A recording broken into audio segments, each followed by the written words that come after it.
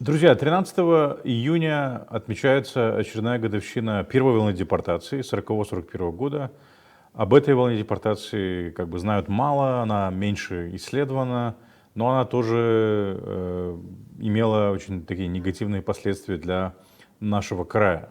О последствиях этой депортации, о ее причинах и вообще как они проходили, я предлагаю поговорить сегодня с исследователем истории края Светланой Капанжи, директором общественной организации общественного объединения «Диалог и Чадылонга». Светлана, приветствую вас.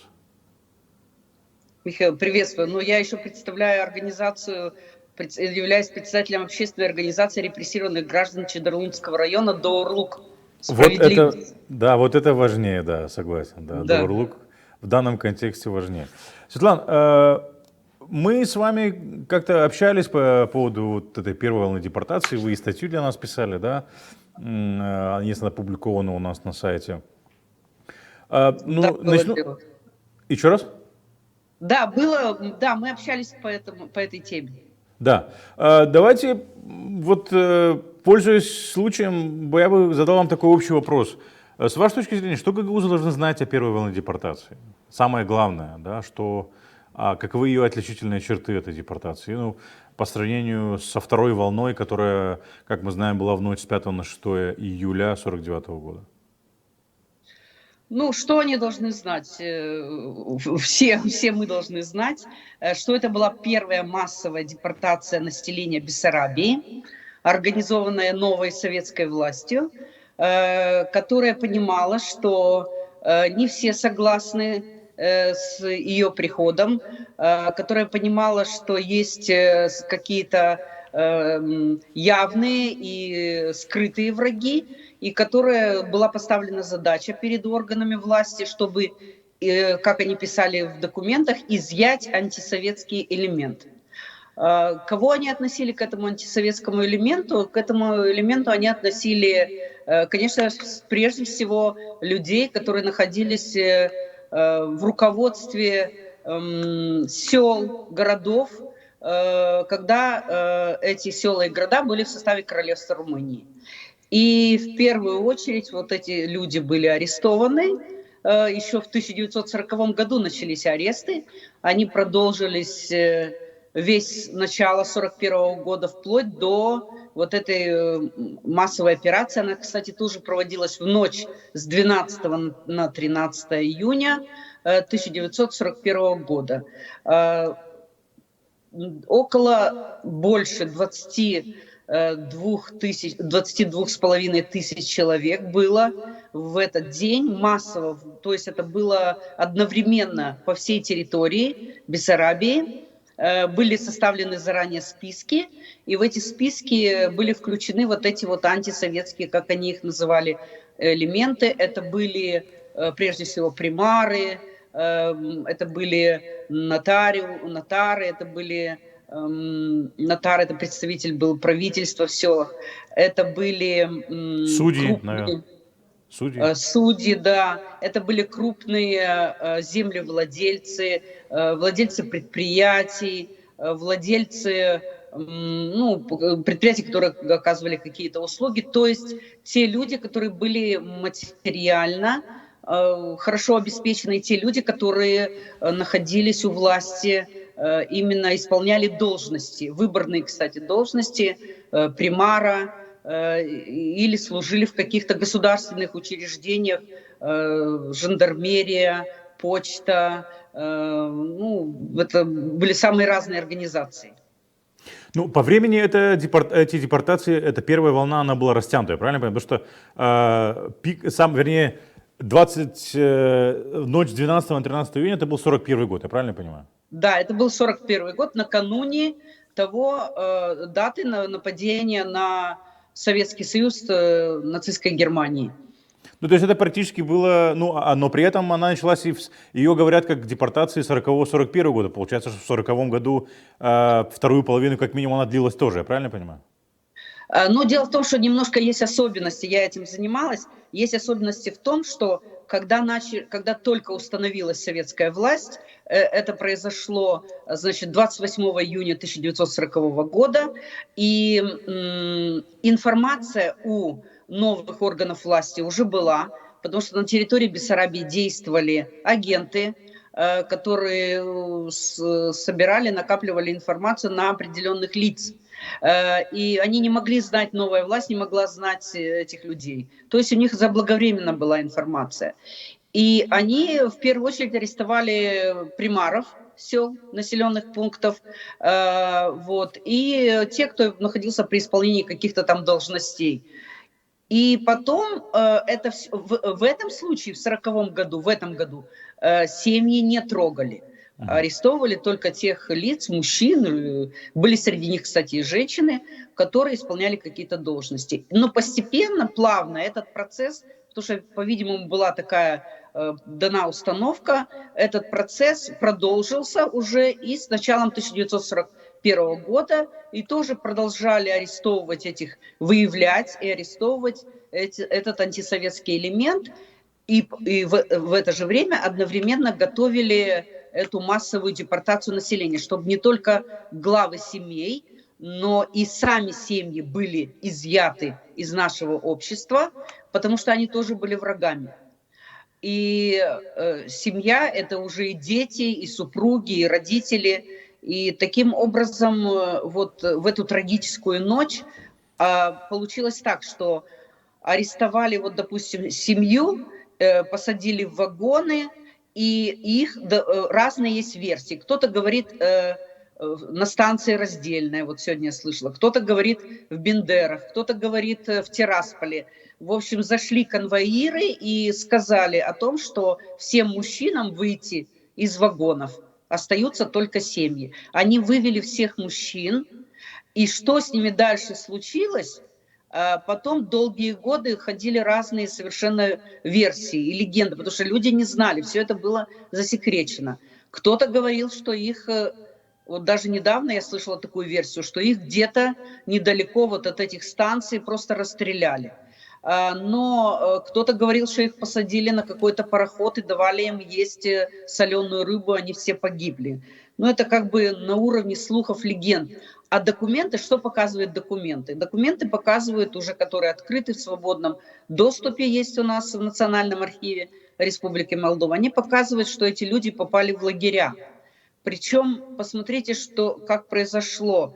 Да, еще хочу такой важный момент отметить, что аресты продолжались и после начала вот войны на территории СССР. И, казалось бы, власти должны были заниматься эвакуацией населения, ну, как бы, вот, своими этими вопросами, а они одновременно и продолжали увозить с собой, отступая, увозить с собой вот врагов народа. Ну, с их И точки что... зрения врагов народа. С их точки зрения врагов народа. Да, с их точки зрения врагов народа. И что я заметила, ну, я достаточно много дел изучила именно из наших гагаузских сел, ну, допустим, будет порядка 100 дел. Вот ни один из них,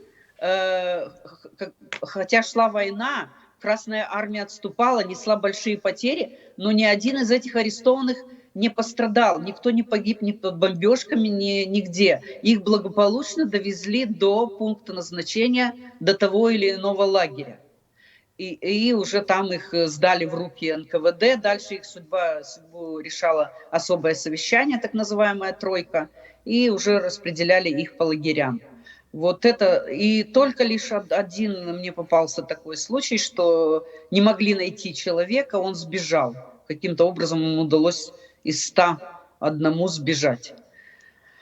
Ну, вот это вот из вашей статьи, вернее, статья, которую написала ваша дочь Алина, для нас она, когда работала в НОКТ, да, ну там под именем Алины просто статья опубликована. Но здесь это все чедерлунские, да, люди, я так понимаю, да, вот здесь, которые...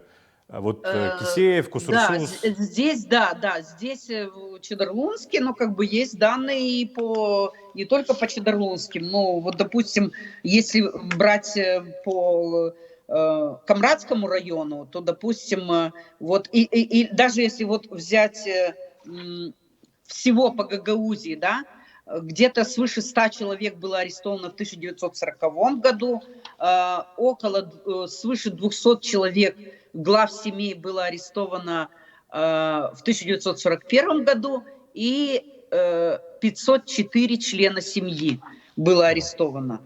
Таким образом, получается, что вот за этот период, 1940-1941 год, было арестовано в наших селах, которые сейчас находятся на территории Гагаузии, значит, 825 человек. Ну, почти 1000 человек. Это вместе с мужчинами, вместе с стариками, вместе с детьми. А в 49-м 3300, по-моему, да? В 49-м 3300, если не ошибаюсь. Там, на памятнике. Нет, 3300 это вот эта цифра из книги памяти «Карте мемории», которая была издана в 2005 году. Там неполные данные.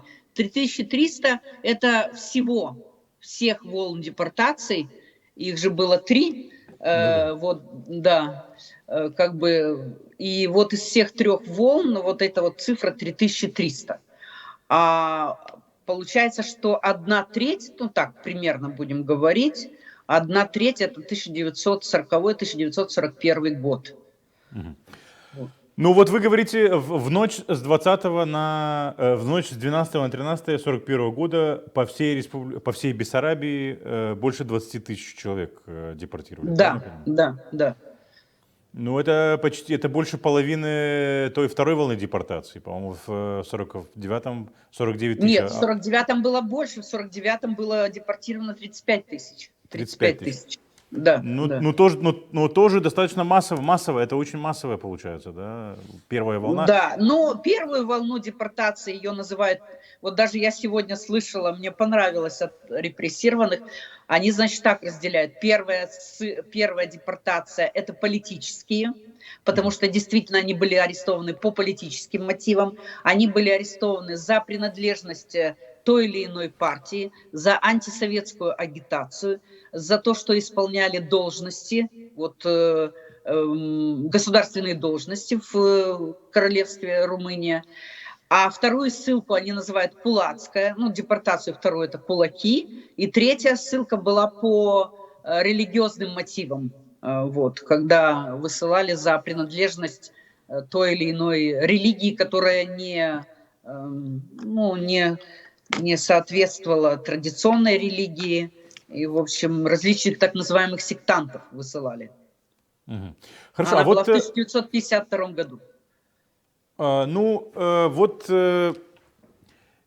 Они как бы сегодня по законодательству, по-моему, те, кто были депортированы, они сектантами не являются, это вполне официальные законные на территории Республики Молдова конфессии, которые действуют, если я не ошибаюсь. Там, по-моему... Ну да, но дело в том, что это же тянется еще с давних времен, потому что еще в Российской империи боролись с сектантами, и в королевстве Румынии боролись с сектантами. Это были баптисты, первые но это были протестанты, по сути, это протестанты. Вот, и да, потом это свидетели Иеговы, но вот 50, я не очень хорошо знаю эту, значит, депортации по церковному признаку, но в основном, насколько я знаю, это были свидетели Иеговы и еще какие-то, адвентисты, кажется. Хорошо, а вот что касается, вот в этой статье, да, в вашей статье, которую сейчас мы показываем, да, вы писали, что среди них были те, которые, в принципе, готовы были сотрудничать с новой властью, но, тем не менее, советская власть их, как бы, стремления не признала и в любом случае отправила. Почему?